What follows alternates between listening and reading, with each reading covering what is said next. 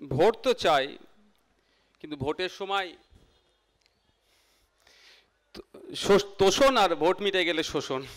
একটা সীমানার বাইরে সেটা নিয়ে আমরা যতটা চিন্তিত, আমাদের পাশের রাজ্য মণিপুর নিয়ে আমরা অতটা চিন্তিত নয়। 1987 দিকে হামাস তৈরি হয়েছে প্যালেস্টাইনকে ডিস্টার্ব করার জন্য। আমি অন ক্যামেরা রেকর্ড বলছি, হামাস যদি কিছু অন্যায় করে তার জন্য ইসরায়েল বোম মারছে কোথায়? প্যালেস্টাইনি শিশুদের ওপরে। সরকার সাহেব তো ওনাদের রত্ন, আগামী দিন হয়তো মিনিস্ট্রি দিয়ে দেবে অনন্যাদিরা ওনাদেরকে, যে নওশাদকে ডিস্টার্ব করছে ওকে দিতে হবে মিনিস্ট্রি। অনন্যাদির কাছ থেকে জাস্ট আমি জানতে চাইছি, ওই আনার জন্য কোনো মালে মতলব নাই তো? যেগুলোকে নিয়ে আসবে তাদের নামে রেশন কার্ড বানিয়ে রেশনগুলো তুলে খাবো, আর যে বাবু বালুর মতো যে জেলের মধ্যে পড়ে থাকবো কিছুদিন পরে। আমাদের বক্তব্যের মধ্যে চিন্ময় কৃষ্ণ দাস বাবুর কথা হলো।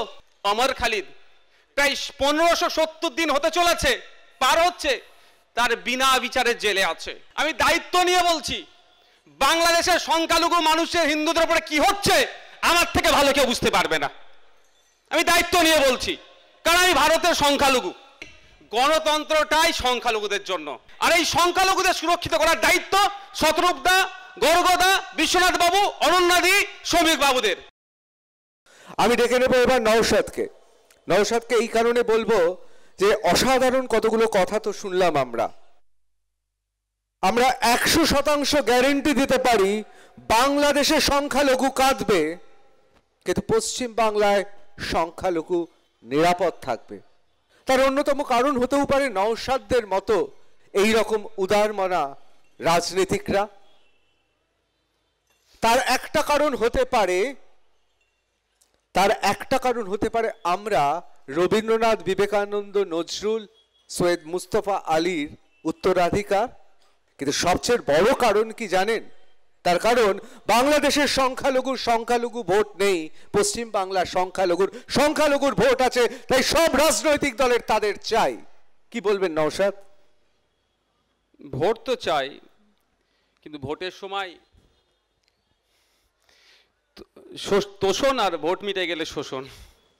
পশ্চিমবাংলায় এখন প্রায় 25,000 জেলবন্দি আছে, 3,000 মতো ফরেনার্স আছে, বাকি আমাদের পশ্চিমবাংলার মানুষ আছে, কিছু ভিন্ন রাজ্যের আছে। হিসাব করলে দেখা যাবে পশ্চিমবাংলা প্রায় 15 থেকে 17,000 কিন্তু সংখ্যালঘু সমাজের মানুষ। এত ভালোবাসা দিচ্ছে, ভোটের দরকার, কিন্তু জেলের মধ্যে আবদ্ধ করে রাখছেন বর্তমান যেনার সরকার আছে, অনেক দিন ধরে আটকে রাখছে তাদেরকে। তো আমি বেশ কয়েকটা কথা উঠে এসেছে, শেষ সময় এসছে, আমি বলবো। তার আগে বক্তব্য শেষের আগে আমি ওই শ্রমিকবাবুর ওই বক্তব্যটা দিয়ে আমি শুরু করব, যে সবাই অবশ্যই রাজনীতির ঊর্ধ্বে গিয়ে আমাদের সকলকে এগিয়ে আসা দরকার এই চলমান বা ঘটমান যে সমস্যাগুলোকে সমাধানের জন্য। এটা আমি শ্রমিকবাবুর সাথে সহমত, কিন্তু এটা শুধুমাত্র বাংলাদেশ নয়, একটা সীমানার বাইরে সেটা নিয়ে আমরা যতটা চিন্তিত, আমাদের পাশের রাজ্য মণিপুর নিয়ে আমরা অতটা চিন্তিত নয়। 2.5 বছর ধরে সেখানে জাতিদাঙ্গা চলছে, আমাদের ভাই বোন প্রায় 400 জন খুন হয়েছে, হাজার হাজার মানুষ বাড়ি ছাড়া আছে, সেটা নিয়ে কোনো কথা নাই।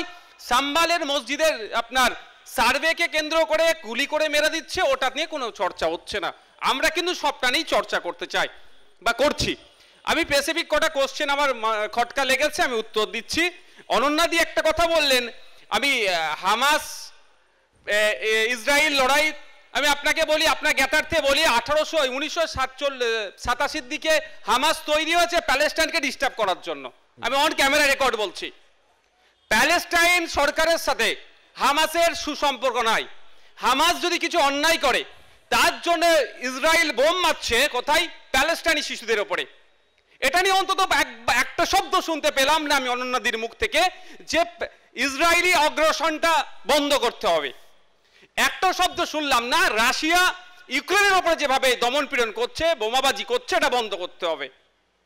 বাংলাদেশের যেটা হচ্ছে, আমি আবার বিগত দিনে বলছি, আজকে বলছি, আগামী দিনে বলবো, যতদিন না বাংলা হয়। হ্যাঁ, না সরকার সাহেব তো ওনাদের রত্ন, আগামী দিন হয়তো মিনিস্ট্রি দিয়ে দেবে অনন্যাদিরা ওনাদেরকে, যে নওশাদকে ডিস্টার্ব করছে ওকে দিতে হবে মিনিস্ট্রি। তো বাংলাদেশে হিন্দুদের উপর যে অত্যাচার হচ্ছে অবিলম্বে সেটা বন্ধ হোক, সেটা আমিও চাইছি। অনন্যাদি একটা কথা বললেন যে বর্ডার খুলে দিয়ে যদি শরণার্থী হিসাবে রাখা যায় ভালো হবে। দেখুন, পৃথিবীর কোনো সভ্য মানুষই চাইবে না অন্য কোনো মানুষের চোখে জল আসুক, পানি আসুক, কে ক্ষুধার্থে মরুক, কেউ চাইবে না কারো শিশু অপুষ্টিতে ভুগুক। কিন্তু অনন্যাদিকে একটু জানিয়ে রাখতে চাই, 127টা দেশকে নিয়ে সার্ভে হয়েছে, সেখানে আমাদের মহান ভারতবর্ষ 140 কোটি মানুষ, তার মধ্যে ক্ষুধার্তের সংখ্যায় আমরা 105-এ আছি। আমাদের পশ্চিমবাংলায় রেশন চুরির ফলেও কিন্তু অনেক মানুষ ক্ষুধার্ত আছে। ফেক রেশন কার্ড বানিয়ে দিয়ে আসল যারা প্রকৃত প্রাপক রেশনের তারা পাচ্ছে না। এখন আপনি বলুন, অনন্যাদির কাছ থেকে জাস্ট আমি জানতে চাইছি, ওই আনার জন্য কোনো মালে মতলব নাই তো?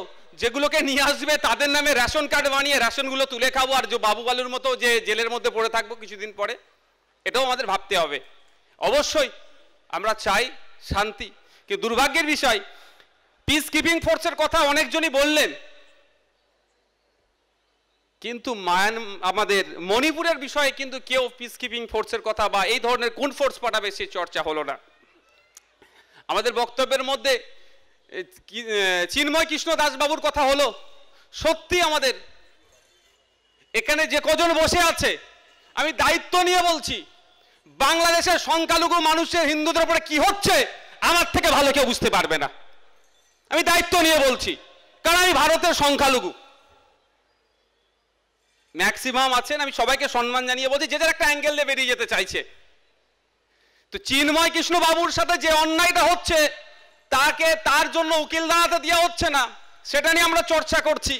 আমার আগে আমাদের শতরূপদা অনেক কথা বললেন, শুধু আমি একটা নাম বলবো, অমর খালিদ। প্রায় 1570 দিন হতে চলেছে, পার হচ্ছে, তার বিনা বিচারে জেলে আছে। ব্যাপারটা যে সে যদি দোষী হয়, তার জন্য দেশের আইনে আইপিসি সিআরপিসি যদি এখন পরিবর্তন হয়েছে, নাম চেঞ্জ হয়েছে, তার বিচার করে প্রয়োজনে তাকে ফাঁসিতে টাঙিয়ে দিক, তার পরিবার তার লাশ নেবে না, জানাজা পড়া তো দূরের কথা, দাফন করা তো দূরের কথা। কিন্তু বিনা বিচারে, তা নিয়ে আমরা চর্চা করছি না। ফাদার স্ট্যান্ডের কথা, তা নিয়ে আমরা চর্চা করছি না। এইগুলো আমরা যেন ক্রমশ এড়িয়ে যাচ্ছি। বাংলাদেশে শুধুমাত্র হিন্দু অধ্যাপকদের উপর অত্যাচার হচ্ছে কেউ যদি বলে, আমার মনে হয় সে কিছু একটা জায়গায় লুকোনোর চেষ্টা করছে। অনেক মুসলিম অধ্যাপক, প্রগতিশীল অধ্যাপক, এই যে দমন পীড়ন চলছে এর প্রতিবাদ করার জন্য তাদেরকে পদত্যাগ করতে বাধ্য করেছে। শুধু তাই নয়, মুক্তিযোদ্ধা পাকিস্তানি হানাদারদের বিরুদ্ধে লড়াই করে যারা 1971 সালে দেশকে স্বাধীন করলো, সেই মানুষকে ধরে প্রকাশ্যে জুতোর মালা পরিয়ে তাকে ঘোরাচ্ছে। এটা বাংলাদেশ এখন চলছে, এই বর্বরদের যাদের হাতে এখন তারা ক্ষমতাটা এনজয় করছে। এইগুলো আমাদেরকে করতে হবে না। কোনো একটা নির্দিষ্ট মানুষের ওপরে, ধর্মীয় মানুষের ওপরে আঘাত শুধু হচ্ছে না, মন্দিরে আঘাত হচ্ছে, বাংলাদেশের সুফিজম যারা প্র্যাকটিস করে তাদের ওপরে রীতিমতো আঘাত হচ্ছে, মসজিদ আক্রমণ যেমন হচ্ছে, মাজারও ভেঙে ফেলা হচ্ছে ওখানে অনেক। এটার বিরুদ্ধে আমাদের বলতে হবে। রিলিজিয়াস প্র্যাকটিস যে রকম মেথডে করে, আমরা কারো সেটাকে বাধা দিতে পারি না, কিন্তু শুধুমাত্র যে মন্দির আক্রমণ হচ্ছে এ ধরনের নয়, মাজারও আক্রমণ করে ভাঙা হচ্ছে। দুটোই মৌলবাদী যারা আছে তাদের বিরুদ্ধে আমাদেরকে ঐক্যবদ্ধ হয়ে লড়াই করতে হবে। আর দুর্ভাগ্যের বিষয়, শেষে আসবো, অনেক আমার তো সময় স্বল্প হয়ে আসছে। দেশের সীমানা বাড়ার কথা যেটা বললো, আমার আগে তো আমাদের শতরূপদা বলেছেন, ব্যাপারটা হচ্ছে শতরূপদা বাংলাদেশে গেল, আমি হয়তো স্বপ্ন দেখছি পাক অকুপাইড কাশ্মীরকে আমরা নিচ্ছি। তো যেটাই হোক না কেন, ওই আচ্ছে দিনের মতো হবে না তো। 15 লক্ষ টাকা আসবে আমার আপনার ব্যাংকের অ্যাকাউন্টে, 2 কোটি বেকারের চাকরি হবে, নোটবন্দির সুফল হবে, প্রত্যেকটাতে ফেলিওর হচ্ছে। ওই জন্য মাজারের বা মসজিদের নিচে ধর্মের স্থান আরো খুঁজতে হচ্ছে মানুষকে, যাতে এটা নিয়ে বিভ্রান্ত করে রাখা যায়। তো বলে চলে গেলেন, ওনারা তো ব্যস্ততা আছে। পরিশেষে আমি একটা কথাই বলবো, দেখুন, গণতন্ত্রটা কাদের জন্য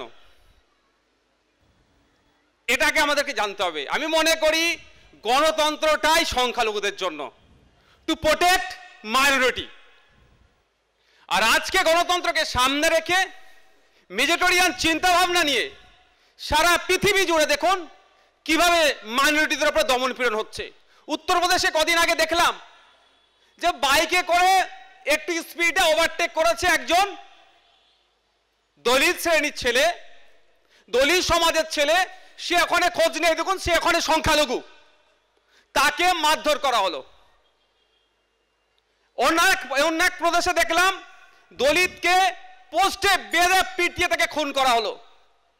কদিন আগে দেখলাম হরিয়ানাতে অপরাধটা, তার অভিযোগটা কি ছিল? সে নাকি গোমাংস খেয়েছে, হরিয়ানাতে ব্যান আছে, তাকে ওখানে খুন করা হলো পিটিয়ে। পরবর্তীতে হরিয়ানা পুলিশ বলেছে যে ওখানে কোনো গোমাংস ছিল না। শুধুমাত্র এগুলো হচ্ছে। আর বাংলাদেশে তো আমি নতুন করে আর বলছি না, ওখানকার সংখ্যালঘু হিন্দুদের উপরে যে অত্যাচার হচ্ছে, শুধুমাত্র তারা সংখ্যায় কম, তাদের হয়ে বলার লোকের ও সংখ্যা কম। তা আমি মনে করি সেই ডেমোক্রেসি, সেই গণতন্ত্র ততটাই সচল থাকবে, সেই গণতন্ত্রে যতটা সংখ্যালঘুরা সুরক্ষিত থাকবে।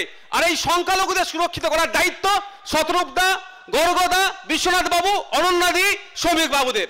আমি আশা করব এপার বাংলাতেও সংখ্যালঘুদেরকে, আমাদের দেশের সংখ্যালঘুদেরকে এই দাদারা দায়িত্ব নিয়ে আগলে থাকবে। ওপার বাংলার মৌলবাদীদেরকে এপার বাংলার সংখ্যাগুরু গুরু দাদারা বার্তা দেবে যে ওখানকার সংখ্যালঘুদেরকে প্রোটেক্ট করতে হবে। ধন্যবাদ।